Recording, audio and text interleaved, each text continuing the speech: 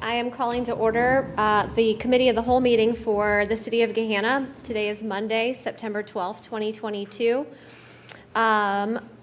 We would like to move into Section B on the agenda. The first item on our agenda tonight, we're welcoming Executive Director Carly Boos from the Affordable Housing Association of Central Ohio, who is here with Director of Economic Development, Nathan Strum.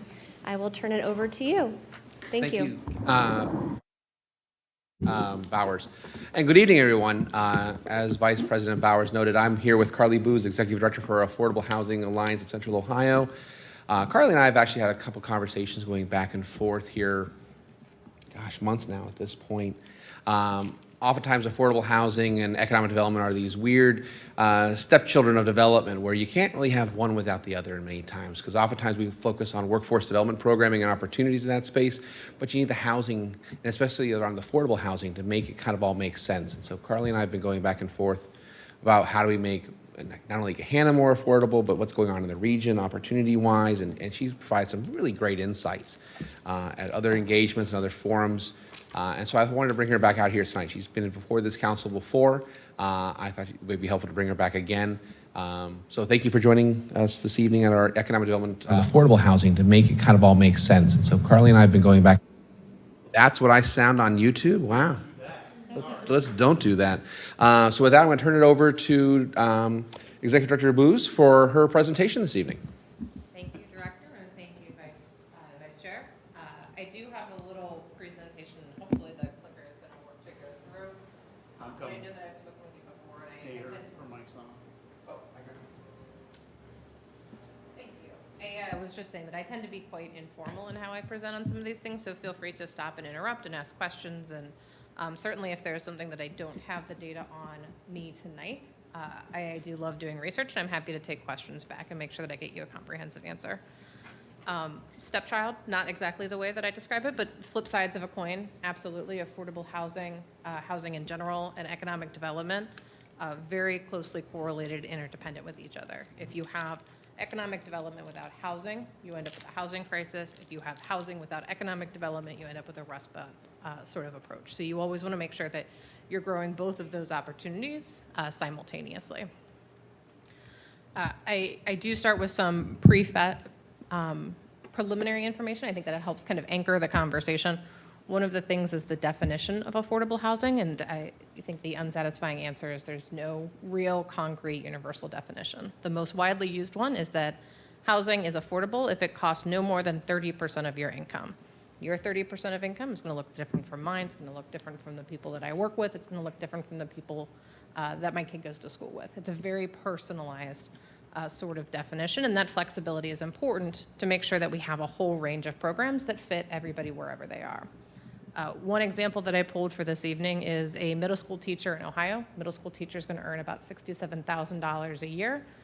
What they can afford to pay under this rule is about $1,600 in rent or mortgage and utilities. So it's important to note that that does include the utility payment as well.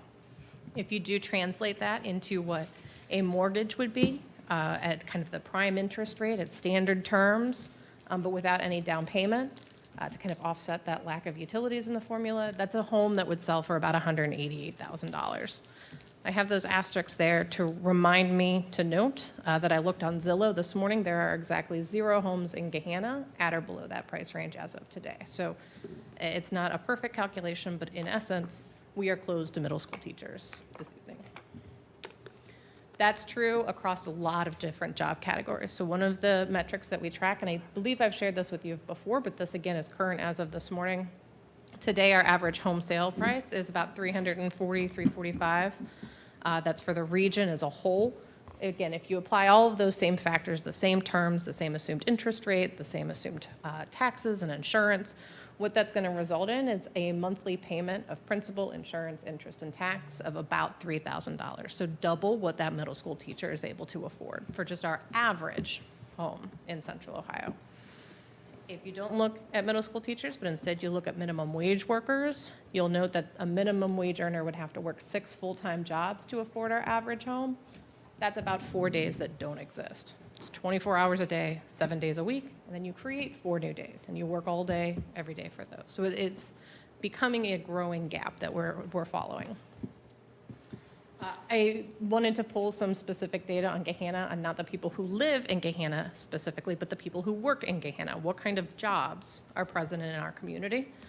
There are about 27,000 jobs overall. I'm sure, Director, you look at this differently. This is on the map data from the Census Bureau, if you like a citation.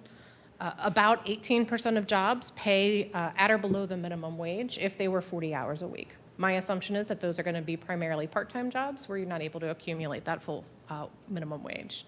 And an additional 27% pay at about the housing wage, so just a little bit under $20 an hour. What that means is that almost half of people who work in Gahanna would need a housing payment that is $1,000 a month or less. And there just aren't that many places that are in that range for our entire community, not just Gahanna, not just Reynoldsburg, where I live today, but for Central Ohio as a whole. One of the things that I like to do, again, is have kind of a shared understanding and a shared definition of where different people fall on the spectrum. And this slide has a lot going on, but I do think that it's informative. So in the second column, you'll see what a household's income might be for an entire year. And we've got all the way at the top is extremely low-income households. Those are people who are earning minimum wage, people who are on fixed incomes or who are benefit dependent, primarily senior citizens and people with disabilities. All the way at the bottom, you kind of have the upper limit of what is considered affordable housing. And it's really a kind of a white-collar wage. It's a mid-career sort of worker. Anybody on that sheet is going to have an affordable housing program that is for them. So I include some of the sample jobs because, again, for me, I think through positions and people, and it helps. But I've also included just a sample of what some of the affordable housing programs we are or that we have to address these different income ranges. So at that extremely low income level, it's the conceptual affordable housing, right? It is public housing, it is housing choice vouchers, it is source of income. On a policy side, I tried to include both a program as well as a policy to see how we span some of these different gaps. But we have programs at all of these different levels, including up to that white collar level where you can buy a home using the Central Ohio Community Land Trust. Or our most prolific affordable housing program in the country, the mortgage interest tax deduction, which even today, post-tax reform, post-Tax Cut and Jobs Act, is still the largest housing subsidy in the country, and it inures primarily to the benefit of extremely high-income wage earners who itemize their taxes, which many of us no longer do. And again, I think that one of the things that you will see is the further down the income ladder you get to the lower incomes, those programs exist, but they are severely underfunded. So the framework, the apparatus is there, but the dollars aren't always there. Whereas if you go towards that higher income, those tend to be relatively ubiquitous, unlimited. The mortgage interest tax deduction, for instance, that never runs out. That is available in perpetuity. If you qualify, you receive it. Housing vouchers, on the other hand, do not. Affordable housing, the structures, do not. And my broader point, my meandering broader point, is that all of us need affordable housing. There's nobody who stands up and says, I'm going to really thrive with unaffordable housing. It just looks different and it feels different. And the solutions and tools that we use to get there are different depending on where you are starting from. I have gone through this slide with you in a different style the last time I joined. It's kind of the metrics. It's the hard data that we tend to peg progress towards. I've updated it for this year. I really just wanted you to have it in your packet so you could see how things have changed and in some of these points how things have not changed. I want to start with the working problem, which is the housing wage. In Franklin County, the housing wage is $19.85 an hour. That means to afford a modest two-bedroom apartment, you have to be earning at or above that wage. Of Ohio's 10 most common jobs, only one of them pays in that range, which is the registered nurse. The other 9 do not pay that rate. That is up just slightly from last year. It's up about 2 cents, so it's not a huge jump, but we are not getting better. We're basically holding steady. We've done some research here specific to Franklin County, and we surveyed employers who have a good grounded understanding of housing, but who are businesses and who have large staffs. And we said, what does the housing shortage look like for you, not as a policymaker or as a construction company, but as somebody who hires people and who has an HR department? 80% of them said that their workforce has increased anxiety, increased mental health challenges, that directly result in lower productivity, lower outputs, and have a bottom line impact for them as businesses. Just under half also said that they are experiencing higher turnover as a result of the housing shortage. And anecdotally, what some of these experiences were is if my employee experiences an eviction, it's going to be very challenging for them to come into work the next day. It's going to be very challenging for them to get transit if their life is disrupted. It's going to be very challenging for them to make their kids school time and work. So it has an impact as an employer.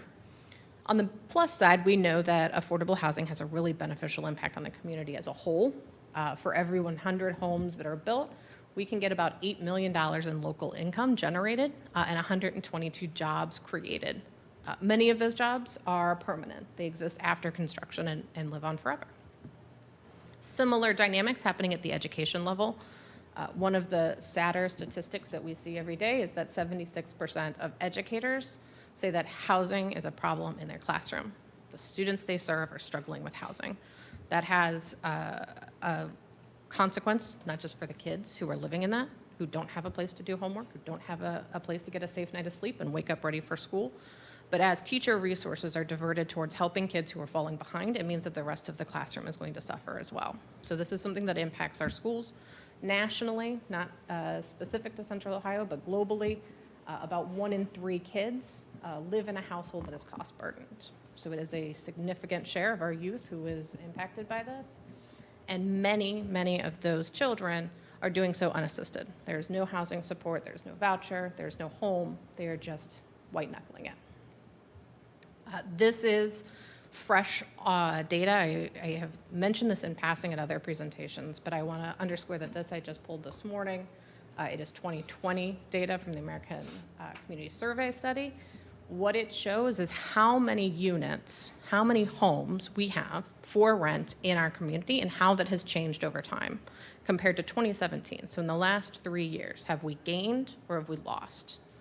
You will see that in the blue, we have lost about 24,000 units, 24,000 homes that rented for under $900 a month.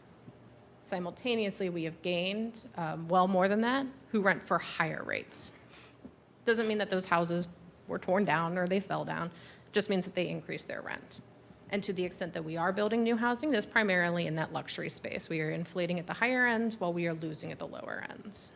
For context, households, there's about 14,000 households in all of Gahanna. There's about 14,000 households in all of Reynoldsburg. So we're losing an entire city of affordability in 3 years. And of course, that's having a direct impact on personal household finances. So on my left, you will see median home sale prices. It's a different way of displaying what I mentioned earlier. More than doubled in the last 10 years. That is not typical appreciation. That is astonishing.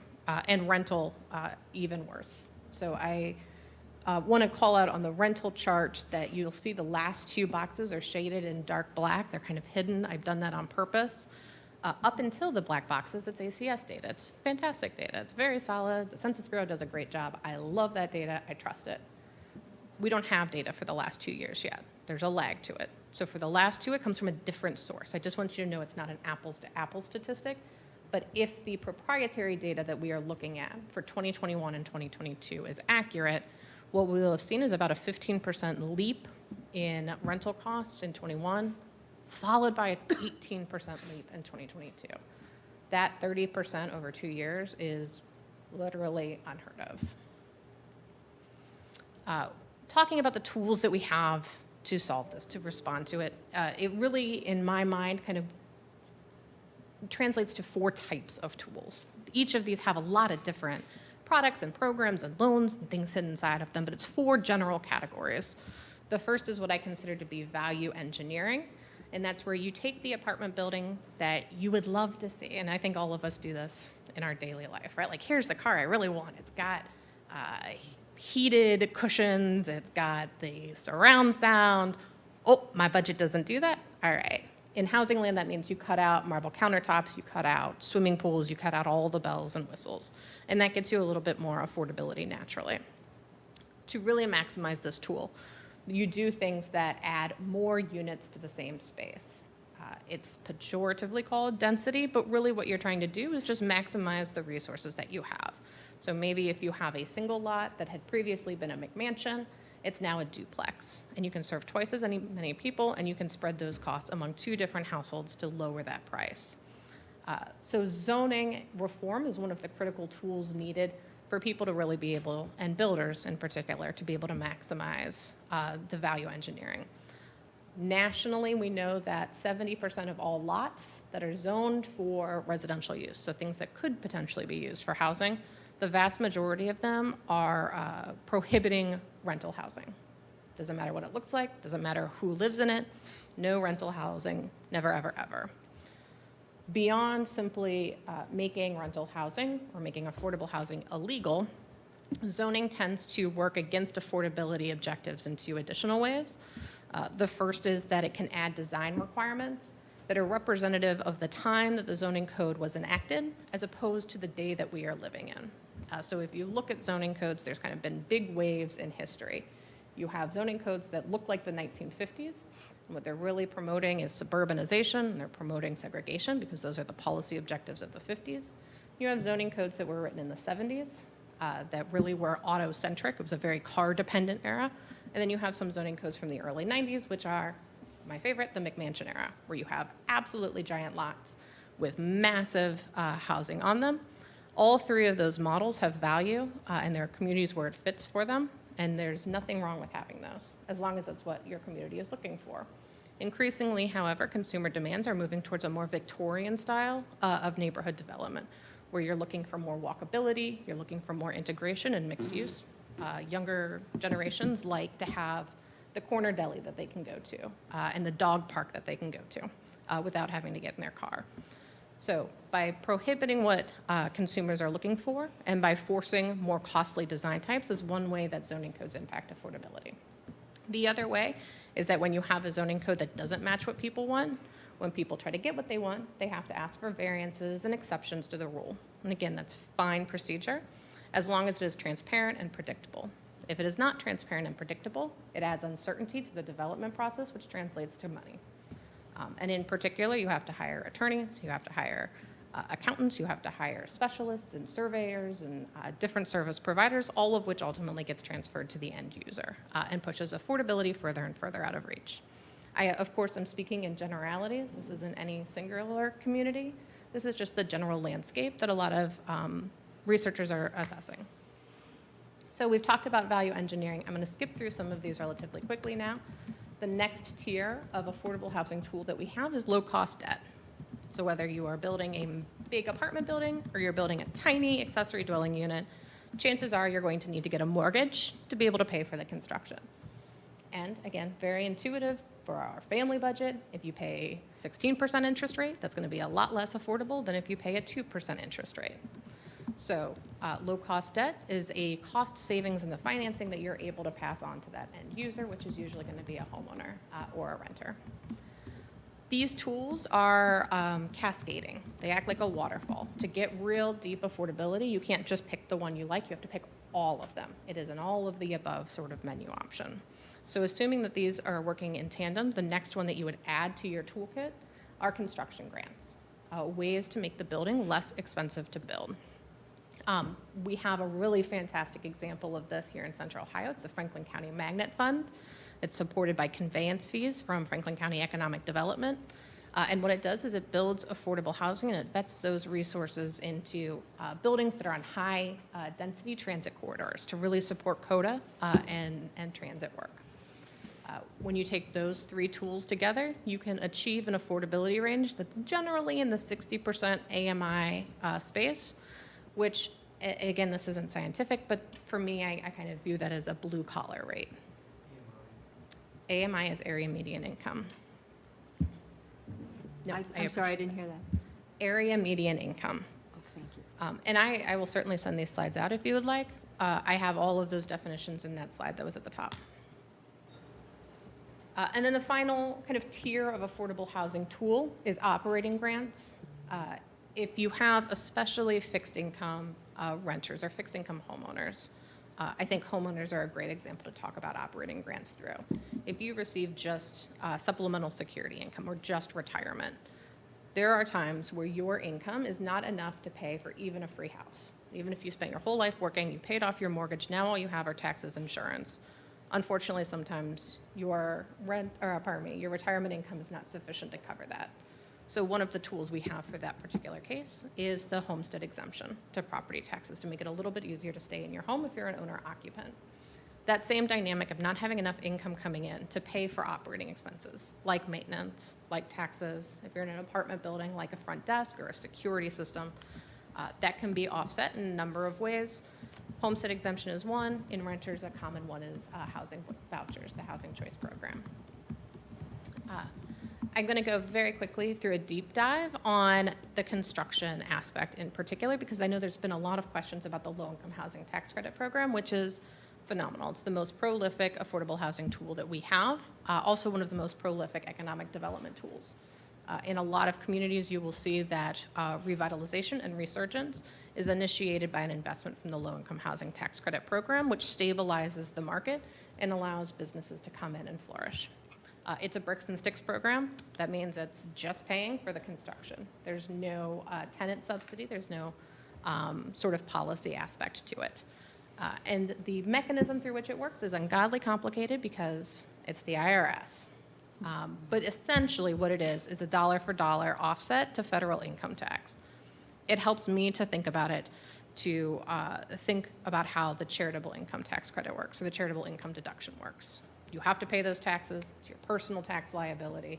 You can either give it to a charity that you absolutely love and you know does good work in your community, or you can give it to the government.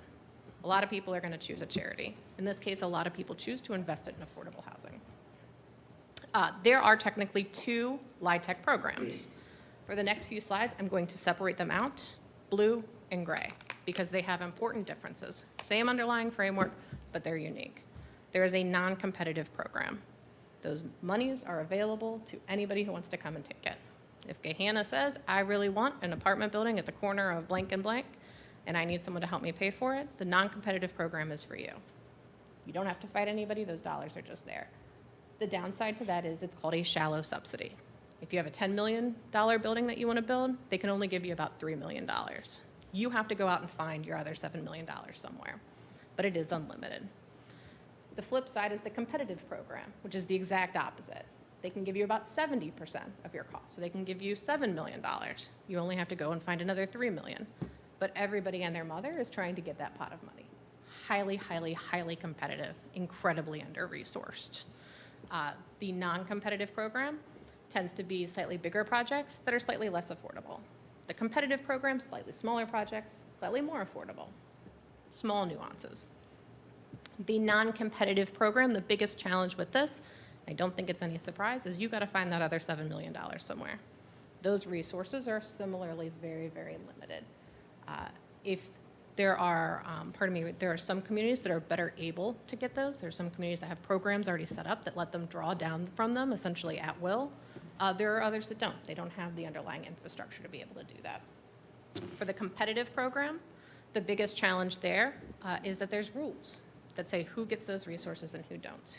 Which communities win, which communities don't win. Those rules are set by the state of Ohio. They are updated biannually. Sometimes they work in Central Ohio's favor, sometimes they do not.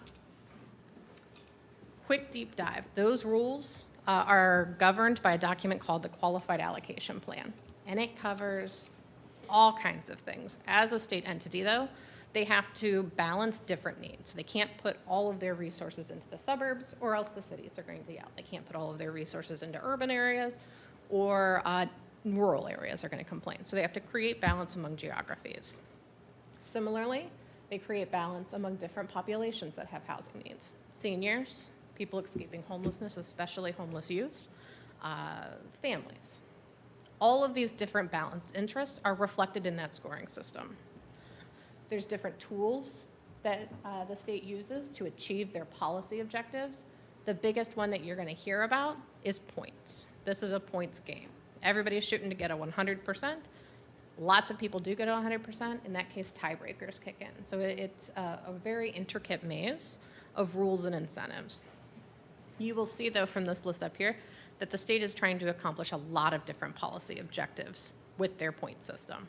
It's everything from incentivizing housing where there's really killer amenities. There's a grocery store next door, there's a healthcare center down the street, abundant jobs, especially abundant entry-level jobs. When you think about a population that is struggling with income, think about the amenities that they would need.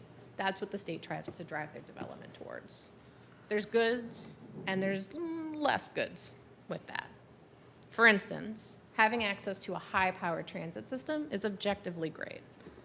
Gahanna, Reynoldsburg, Worthington, Westerville, our communities were not set up with industrial-sized transit systems in mind. It wasn't the need that we had then. Arguably, it's not the need we have now. It makes it difficult for communities in the suburban rings to be able to compete with the Cincinnatis and the Clevelands of the world who are set up differently. So we do have some challenges in getting access to these resources.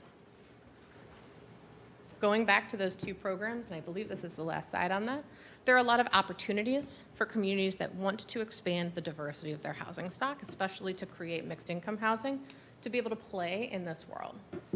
For the non-competitive program, the easiest thing, easy being relative, the most impactful thing is to create local gap funding programs, to be able to find a way to generate that additional $7 million. It can come from governments, it can come from nonprofits, it can come from public-private partnerships. There's a lot of different forms that can take. The other tool is to really make sure that you're maximizing the investment mechanisms you already have on the books. So for instance, using CRAs, using TIFs, using bond dollars, all of these things are cities that are most successful at being able to access non-competitive programs. They typically have sophisticated staff who know how to use those different levers. To be able to obtain competitive tax credits, oh my good golly, I'm sorry.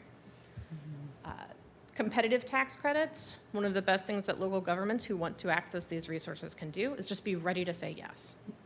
The state scoring system is mezzanine, right? It is complicated, it is difficult to navigate, but when those stars do align and the state policy says, we love Hamilton, we think that this would be perfect, are you ready to say yes? We can move quickly, we have the zoning code in place, we have the local rules, we know builders who are able to do it, we have a local nonprofit that's able to shepherd it in and make sure that it's representative of what the community needs, being ready. Also, keeping in mind that those rules are not static. They get revised every 2 years by the state of Ohio. If you have an area that you would like to see more housing in, the state's rules do not align to that, opening up a dialogue with the state, saying, I understand what you're trying to do, but I'm trying to do something too. How can we come closer together? Always very powerful.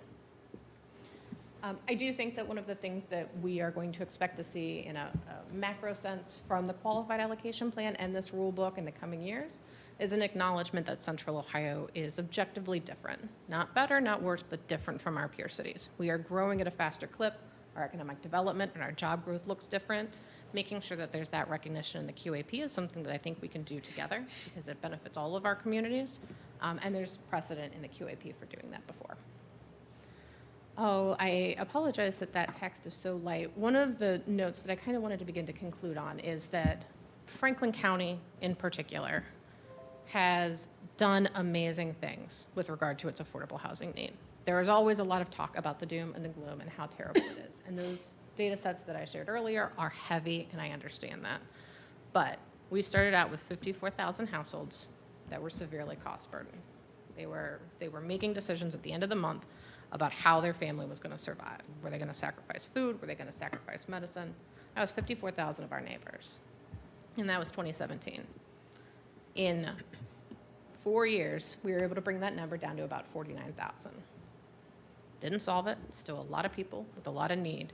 We are one of the few cities that is going the right way on this metric. It's about scaling up. It's about expanding resources. It's about taking the things that we've learned work and doing more of them and more powerfully. Some of the things that we have done to crack that code are exactly what I mentioned before. We have created local gap programs. You need that extra $7 million. Franklin County has some programs to be able to help do that. Very, very successful. City of Columbus has used their affordable housing and their general obligation bonds to do very similar things within municipal boundaries. We've updated our CRA policy in the City of Columbus. We've created a housing trust fund and a housing action fund in Franklin County as a whole. And then all of this is complemented by a balanced policy agenda that makes sure we don't just have the bricks and the sticks in the housing, but we have equity within those programs. Some examples of that are source of income ordinances, which make sure that landlords are making rental decisions by whether a tenant has sufficient income to afford their obligations, as opposed to a moral judgment on where that income is coming from. And pay-to-stay ordinances, which make sure that tenants essentially are able to replicate the rights of homeowners, where if they fall behind on rent, they are extended a grace period to catch up before they are shut out of their building, which is really just a codification of the existing law that's on our books. So I realized that I did a little bit of a blitzkrieg there and went through anything and everything. I appreciate the time. I'm always happy to support your work and grateful for the opportunity to be here. Thank you so much, Director. That was great. Any questions or discussion from council? Yes, Mr. Weaver. Thank you, Madam Chair. Thank you, Director Booz, for being here. Really appreciate the presentation. And thank you, Director Strum, for another wonderful presentation and guest. One of the things that I work for the county during the day, and one of the things that you're constantly thinking about is the upcoming sexennial reappraisal of property values, well, throughout the state, but here in Franklin County, expecting a marked increase in property values. And when talking about folks on fixed incomes, that weighs heavy. And have you, in your experience, have you seen anybody who's doing this really well, like helping to either mitigate that or ameliorate some of the effects of that? Are there other communities doing this well? Are there proposals out there at the State House maybe to help, or? Yes. I mean, the easy answer is yes. Not a direct parallel, but Michigan as a whole has had a lot of up and down with property values over the years. They have been really innovative in that space. There are proposals that are going to be introduced and that are working their way through the State House now that would give relief and allow property taxes to catch up to income. Just not stop it, not completely get rid of it, but just pause it long enough so that it can catch up with the cost of living. Again, very important for those who are on Social Security, for those who are on benefits, because they're pegged to inflation rates. It does take state action. I would say that if you are working with somebody or you know somebody who's struggling now, and they can't wait for new legislation, there are tools that we have in place. Everybody should have the owner-occupied homestead credit. Making sure that that's already reflected is important. The Franklin County Auditor has also done fantastic things around education and making sure that people are able to enforce those rights. So for instance, if somebody is struggling to pay their property taxes, they can work with an attorney to make sure that that property is properly evaluated and that their load is correct. A lot of other things that I'd be happy to share in follow-up. Thank you. Thank you, Director. Any other questions tonight? I just want to thank you for being